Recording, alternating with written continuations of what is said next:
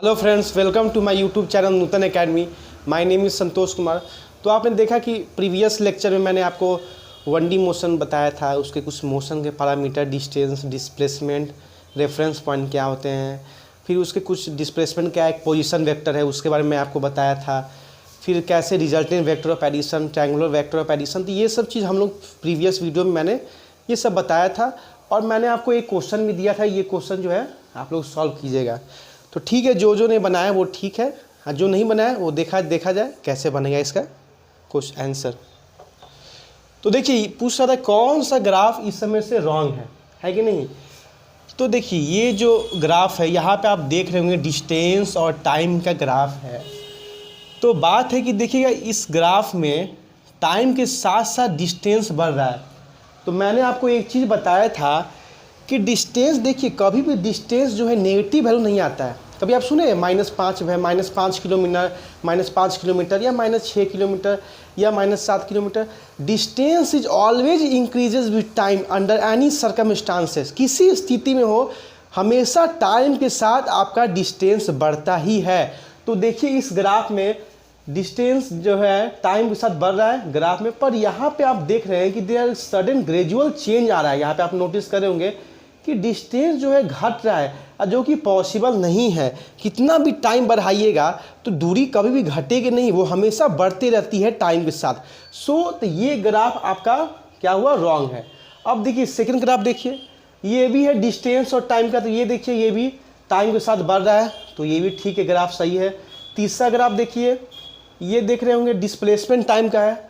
तो देख रहे हैं ये जो है पार्टिकल को यहाँ से मोशन स्टार्ट किया, ये भी देख रहे हैं टाइम के साथ बढ़ गया। पर यहाँ पे आप देख रहे होंगे कि वो घट के डिक्रीज होते होते इनिशियल पोजीशन की ओर आ गया। तो देखिए डिस्प्लेसमेंट मैंने आपको बताया था कि डिस्प्लेसमेंट आखिर है क्या, वो कहीं ना कहीं पोजीशन पर डिपेंड करता है। ऑब्जेक्ट ने कहाँ से अपना मोशन स्टार्ट किया और कहाँ अपना मोशन स्टॉप किया।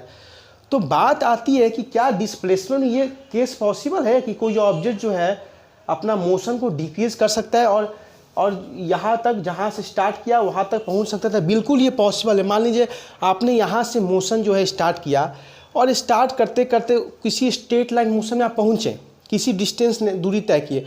मान लीजिए सपोज यहाँ से आपने मोशन स्टार्ट किया और स्ट्रेट लाइन मोशन में आपने यहाँ तक डिस्टेंस तय की। अब क्या हो रहा है, आप जो है टाइम के साथ साथ जो है आपके डिस्टेंस में जो है आपके स्पीड में थोड़ा सा रिटार्डेशन हो रहा है, डिक्रीमेंट हो रहा है। तो कहीं ना कहीं डिक्रीमेंट या रिटार्डेशन मतलब क्या हुआ कि कहीं ना कहीं ऑब्जेक्ट अपना इनिशियल पोजीशन की ओर मूव कर रहा है। तो बिल्कुल सही बात है कि डिस्प्लेसमेंट में ये कंडीशन पॉसिबल है। डिस्प्लेसमेंट क्या है, टाइम के साथ बढ़ भी सकता है और टाइम के साथ घट भी सकता है। किस कंडीशन में घटेगा या घट रहा है, तो घटने का मतलब है कि वो अपने इनिशियल पोजीशन की ओर मूव कर रहा है। क्या किसकी ओर मूव कर रहा है, इनिशियल पोजीशन की ओर मूव कर रहा है, इसका मतलब हुआ। तो ये भी ग्राफ आपका सही है। ये फोर्थ ग्राफ देखिएगा डिस्प्लेसमेंट और टाइम का, ये भी देखिए टाइम के साथ डिस्प्लेसमेंट बढ़ रहा है, तो ये भी ग्राफ पॉसिबल है। तो पूरा कुल मिला के आप देखिए कि ये ग्राफ रॉन्ग है। डिस्टेंस में ये पॉसिबल नहीं है कि कोई भी ऑब्जेक्ट अपना मोशन स्टार्ट किया और टाइम के साथ डिक्रीज हो सकता है। ये सिर्फ डिस्प्लेसमेंट में पॉसिबल है। वो मतलब ऑब्जेक्ट जो है डिक्रीमेंट आ रहा है या रिटार्डेशन आ रहा है उसकी स्पीड में या मोशन में, तो उसका मतलब है कि वो ऑब्जेक्ट जो है अपने इनिशियल पोजीशन की ओर मूव कर रहा है, इसका मतलब यही है। तो ये क्वेश्चन का बेसिकली कॉन्सेप्ट हुआ। ये बेसिकली प्रीवियस ईयर आपको एनडीए में ये क्वेश्चन आया हुआ था एक बार, तो इसीलिए सोचा मैं आपको ये क्वेश्चन बता दूँ। कॉन्सेप्चुअल क्वेश्चन थे, तो मैं समझ सकता हूँ कि आप समझ रहे होंगे ये क्वेश्चन। तो अब मैं जो है अब नेक्स्ट टॉपिक की ओर आज हम लोग मूव करते हैं। अब हमें क्या नेक्स्ट पढ़ना है इसके आगे। तो देखिए अब हमें क्या पढ़ना है, अब हम लोग कुछ पढ़ेंगे इसके कॉम्परेटिव स्टडी करेंगे। Comparative study of distance and displacement. अब हम लोग इसके कुछ कॉम्परेटिव स्टडी, कुछ हम लोग इसके डिफरेंस पढ़ेंगे। तो ठीक है, देखिए मैं फर्स्ट पॉइंट क्या लिख रहा हूँ, distance depend on path where as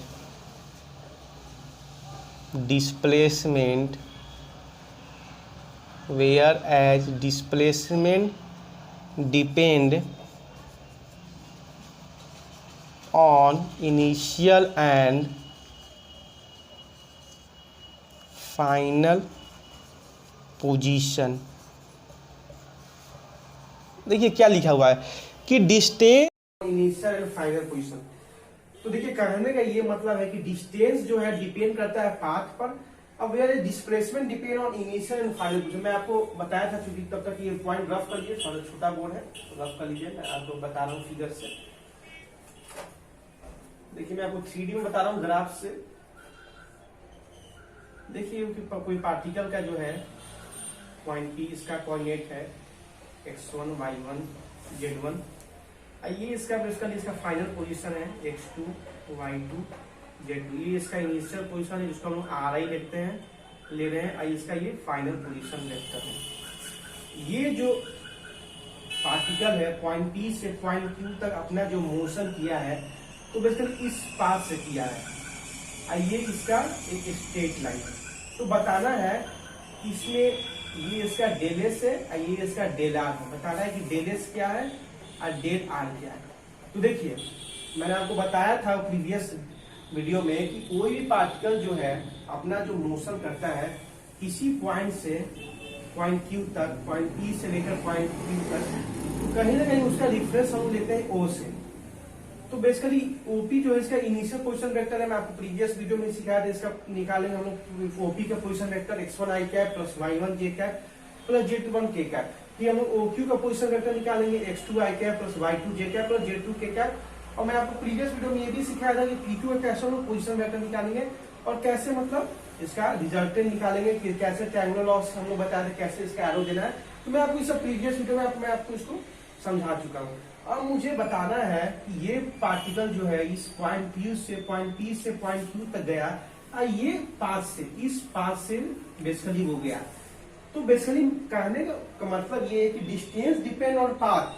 तो जो पार्टिकल पॉइंट P से पॉइंट Q तक जो अपना वो मोशन किया, तो इस पाथ से किया, तो वो उसको कह रहे हैं हम डेल एस। तो डेल एस उसका क्या हो जाएगा, डिस्टेंस कवर्ड। क्या हो जाएगा, डिस्टेंस कवर्ड।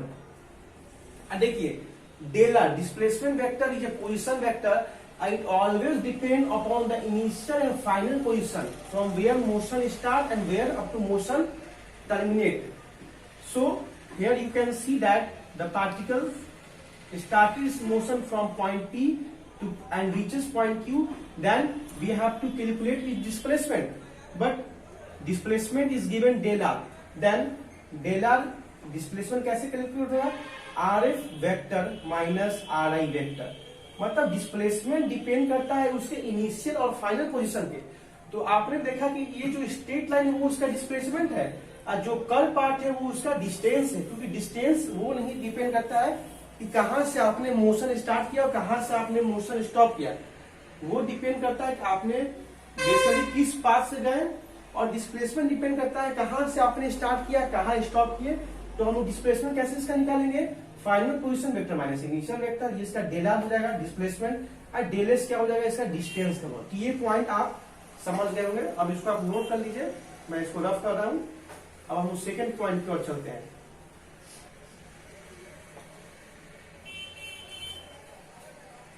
देखिएगा सेकंड पॉइंट मैं क्या लिख रहा हूं, for a moving particle, for moving particle distance always increases with time, whereas displacement cannot। मतलब कह रहा है कि फॉर ए मूविंग पार्टिकल जो मूव कर रहा है उसके लिए क्या है कि डिस्टेंस जो है वो हमेशा टाइम के साथ बढ़ेगा, इंक्रीज होगा, बट डिस्प्लेसमेंट में इंक्रीज भी हो सकता है और डिक्रीज भी हो सकता है। तो ये पॉइंट हम लोग अब डायग्राम से समझेंगे, तब तक इसको नोट कर लीजिए।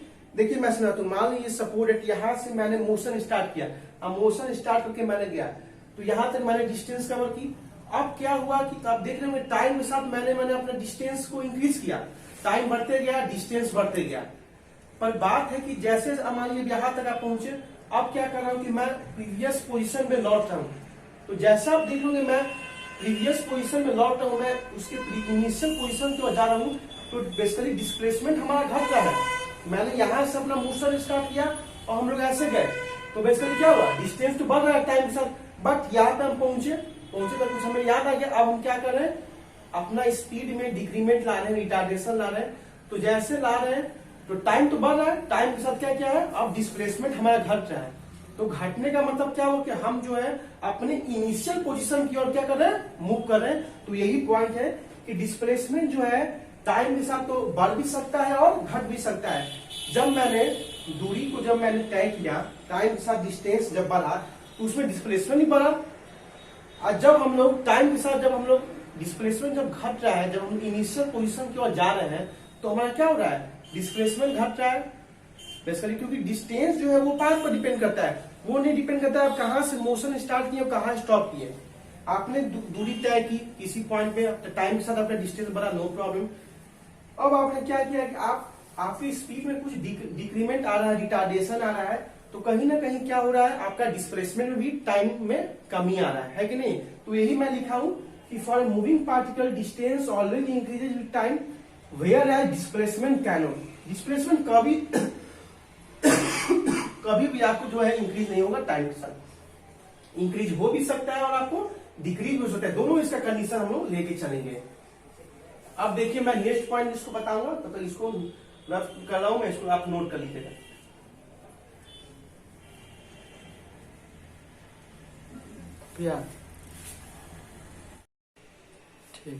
ठीक है, अब हम लोग नेक्स्ट पॉइंट डिस्कस करते हैं। फॉर ए मूविंग पार्टिकल,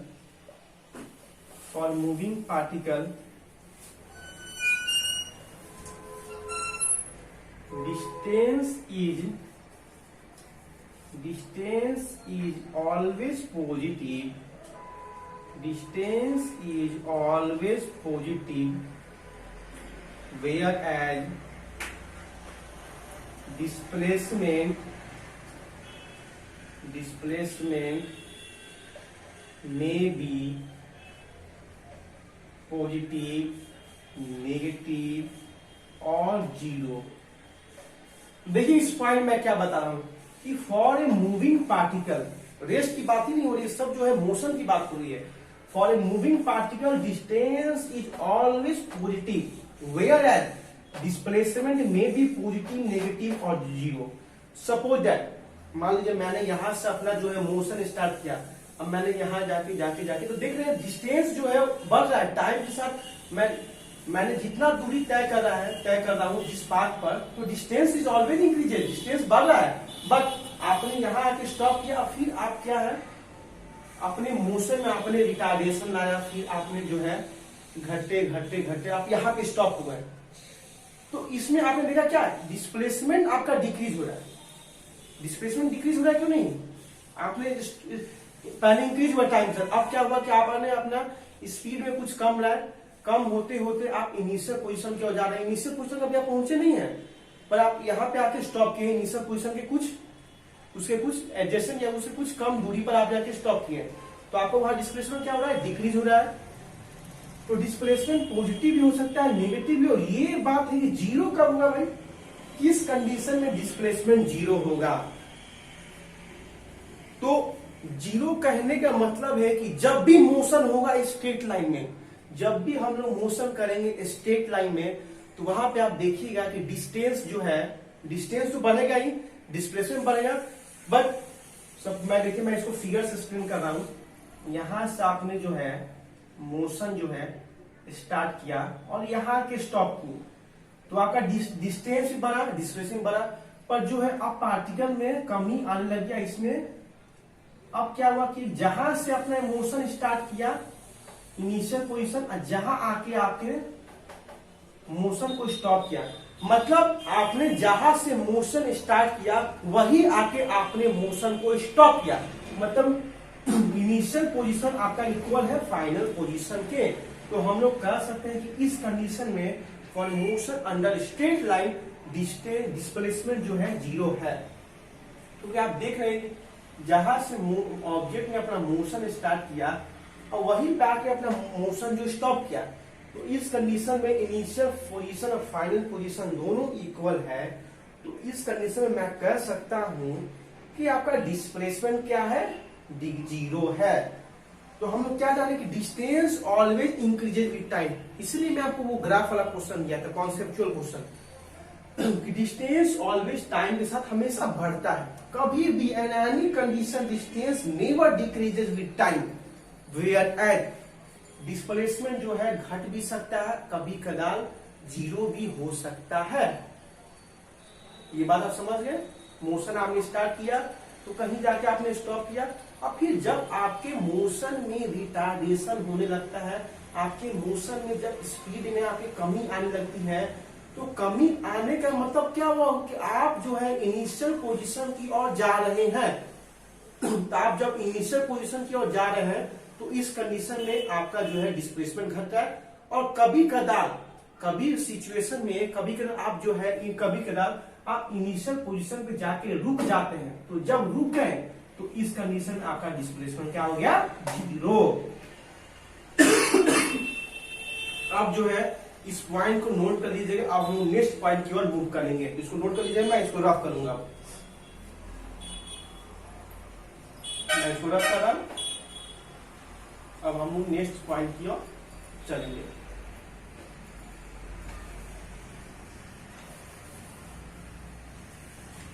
देखिए नेक्स्ट पॉइंट क्या है, डिस्टेंस ग्रेटर और इक्वल टू डिस्प्लेसमेंट। इसका क्या मतलब लिखा हुआ है कि डिस्टेंस जो है वो ग्रेटर और इक्वल टू डिस्प्लेसमेंट। समझ में नहीं आया। देखिए डिस्टेंस, आपने यहां से अपना मोशन स्टार्ट किया, आप यहां तक पहुंच गए, तो आपने देखा कि दूरी के टाइम के साथ साथ आपका डिस्टेंस बढ़ रहा है, कोई प्रॉब्लम नहीं है। बट जब आपके मोशन में रिटार्डेशन हुआ और आप यहां आके पहुंचे, तो आपके स्पीड में जब कमी आई, तो कमी आने का मतलब क्या हुआ कि आप जो है इनिशियल पोजीशन की ओर मूव कर रहे हैं। तो आप इनिशियल पोजीशन की ओर मूव कर रहे हैं मतलब आपका डिस्प्लेसमेंट में कमी आया, तो कमी आया मतलब उसके वैल्यू में डिक्रीमेंट आया, डिस्प्लेसमेंट घटेगा। तो डिस्प्लेसमेंट क्या हुआ, घट गया। और कभी कदार किस सिचुएशन में, कभी किस सिचुएशन में आप देखेंगे अभी ऑब्जेक्ट जो है इनिशियल पोजीशन की ओर जो है पहुंच जाता है, तो जहां स्टार्ट किया और वही आके पहुंच गया, उस कंडीशन में हम लोग डिस्प्लेसमेंट 0 रखते हैं। तो कहने का मतलब क्या है, यहाँ पे लिखा हुआ कि डिस्टेंस जो है वो बड़ा भी हो सकता है डिस्प्लेसमेंट से, और उसके इक्वल भी हो सकता है, पर उससे छोटा नहीं हो सकता है। उससे क्या है, छोटा नहीं हो सकता है। सपोज दैट यहां से कोई पार्टिकल ने अपना मोशन स्टार्ट किया और यहां जाके स्टॉप किया। मान लीजिए वो मोशन आदमी इस पास से गया, कैसे जा सकता है, किसी पास से जा सकता है, इंडिपेंडेंट पाथ से, बहुत सारे इन्फिनाइट पाथ हो सकते हैं, इसमें कोई कमी नहीं है। और बट डिस्प्लेसमेंट जो है वो कहीं ना कहीं इन स्ट्रेट लाइन है, वो बेसिकली बताता है कि कहां से आपने मोशन स्टार्ट किया, कहां जाके स्टॉप हुआ। तो P से स्टार्ट हुआ मोशन और Q पे स्टॉप हुआ, तो PQ क्या हुआ, डिस्प्लेसमेंट है। और हम लोग इस पाथ से गए, वो उसका क्या हुआ, डिस्टेंस कवर्ड है। मतलब ऑब्जेक्ट ने उस पाथ की एक्चुअल लेन को, उस पाथ के एक्चुअल लेन को कवर किया है, वही उसका क्या हुआ, डिस्टेंस हुआ। अब सपोज इस कंडीशन आप देखिए, मान लीजिए ये 10 मीटर का है, तो यहां पे आपने देखा कि इसका डिस्टेंस भी 10 मीटर है और डिस्प्लेसमेंट भी 10 मीटर है। क्यों, क्योंकि डिस्प्लेसमेंट भी तो Q तक ही हुआ, अब डिस्टेंस भी तो हमें P से Q तक ही तो कवर हुआ। डिस्टेंस और डिस्प्लेसमेंट इस कंडीशन में आप देखे होंगे कि बराबर है, इक्वल है। अब हम सेकंड कंडीशन लेंगे कि डिस्टेंस जो है वो बड़ा होता है डिस्प्लेसमेंट से। किस कंडीशन में, बहुत सारी कंडीशन है, सपोज इसी में देख लीजिए, ऑब्जेक्ट ने अपना डिस्टेंस कवर किया 10 मीटर, मतलब उसने जिस पाथ पर कवर किया उस पाथ की एक्चुअल लेंथ है 6 metre, that is called distance. But अब हम उस सेकेंड केस पढ़ेंगे कि distance is greater than displacement. उसका मीनिंग क्या हुआ? तो देखिए, यहां से ऑब्जेक्ट ने अपना मोशन स्टार्ट किया, क्यू तक स्टॉप किया 10 मीटर। अब ये उसका डिस्टेंस हो गया। अब क्या हुआ, उसको कुछ याद आ गया। अब क्या हुआ, वो उसके स्पीड में कम आने लगा। वो अब क्या हुआ, रिटर्न होने लगा अपना इनिशियल पोजीशन की ओर। इनिशियल पोजीशन की ओर वो क्या हुआ, रिटर्न होने लगा। तो रिटर्न होने लगा मतलब उसमें रिटार्डेशन आने लगा। तो रिटार्डेशन आने लगा मतलब सपोज उसने यहां तक डिस्टेंस, यहां तक उसने यहां तक अपना मोशन स्टॉप किया, मतलब जहां से पहुंचा फिर उसमें मोशन में रिटार्डेशन आने लगा, और फिर आके वहां तक ये बंदा पहुंच गया। तो अब कोई पूछेगा कि उसका डिस्प्लेसमेंट क्या है, तो क्या होगा, यहां से जहां तक स्टॉप हुआ फ्रॉम पॉइंट पी, और जहां से अपना वो मोशन स्टॉप किया, अब उसका उतना इतना पार्ट उसका डिस्प्लेसमेंट हो जाएगा। अब उसका जितना पार्ट होगा उसी को हम लोग कहेंगे डिस्प्लेसमेंट। तो जितना पार्ट होगा 10 से तो कम ही ना आएगा, 10 से तो कम ही ना आएगा। तो इस कंडीशन में डिस्टेंस जो है ग्रेटर होगा डिस्प्लेसमेंट को, है कि नहीं। और डिस्टेंस जो है इक्वल होगा डिस्प्लेसमेंट कब, जब मोशन होगा स्ट्रेट लाइन में। जब स्ट्रेट लाइन में मोशन हुआ उसमें देखिएगा कि डिस्टेंस जो है वो डिस्प्लेसमेंट की इक्वल है, क्योंकि जितना बंदा ने, जितने ऑब्जेक्ट ने जितना डिस्टेंस वो कवर करेगा उतना ही वो क्या करेगा, डिस्प्लेसमेंट भी कवर करेगा। तो in straight line motion displacement is equal to displacement. But if object retardation in their speed or in motion, then in that condition displacement is decreased, and in that case we can say that distance is equal to distance greater than displacement। तो ये बहुत जो है important point है, most important point, distance is greater than equal to displacement. इसको आप लोग note कर लीजिए।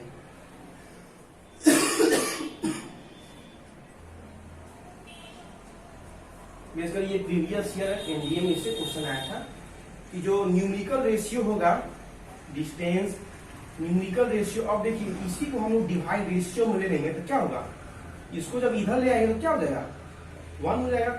तो जो numerical ratio of distance by displacement is greater then और इक्वल टू 1, और जब इसी को हम रिवर्स कर देंगे डिस्प्लेसमेंट बाय डिस्टेंस वो आ जाएगा लेस देन इक्वल टू 1।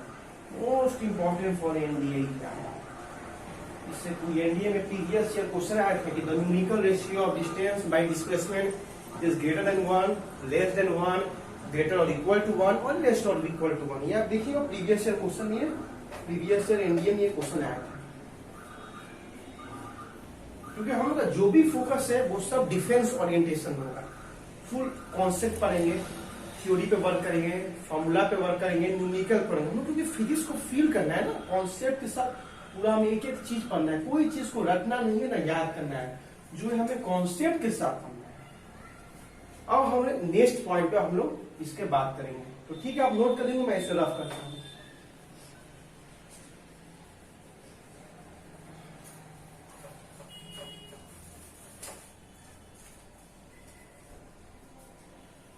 देखिएगा इसका next point, for a motion in a straight line, for motion in a straight line, या for motion in a straight line कोई इसमें जरूरी नहीं है, distance for motion between 2 point, distance had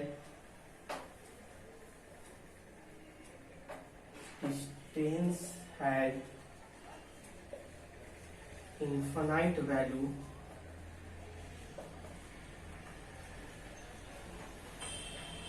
but displacement had single value।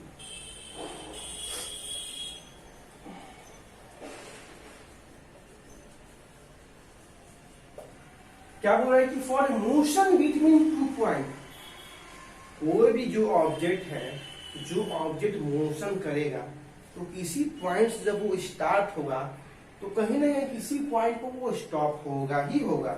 तो for a motion between two point distance has infinite value where as या but displacement has single value. What does it say? तो ये क्या कर रहा है अब हम उसको समझेंगे। इसे नोट कर लीजिएगा, मैं इसे रफ कर रहा हूं।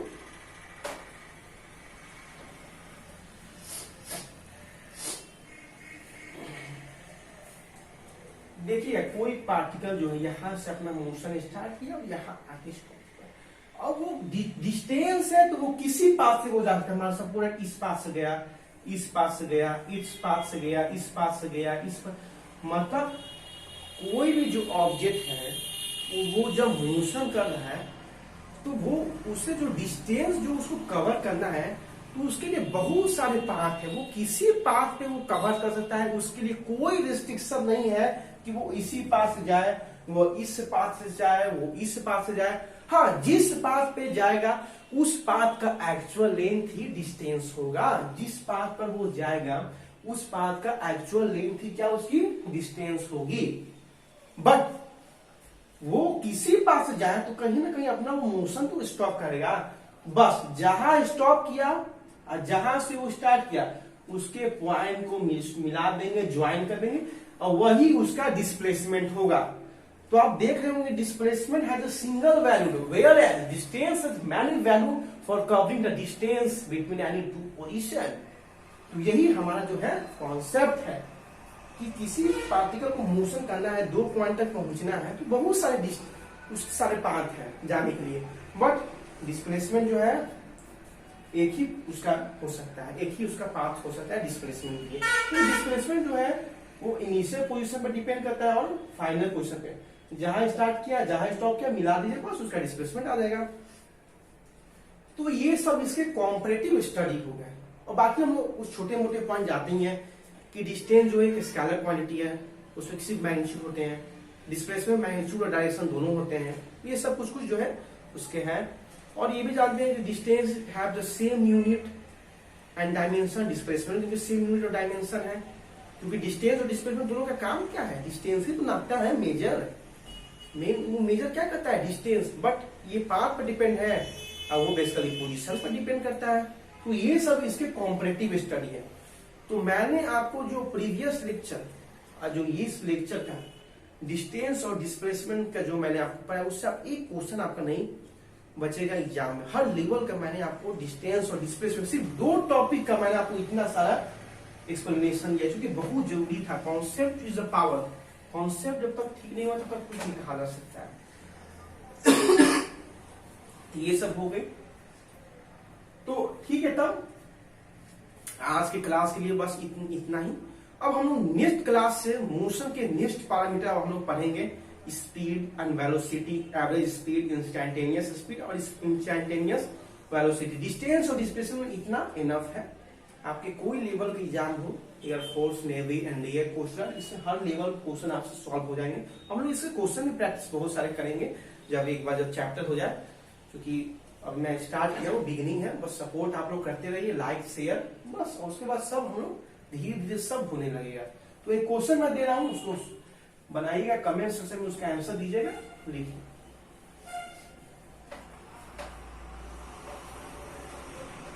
The numerical ratio of displacement to distance is less than 1.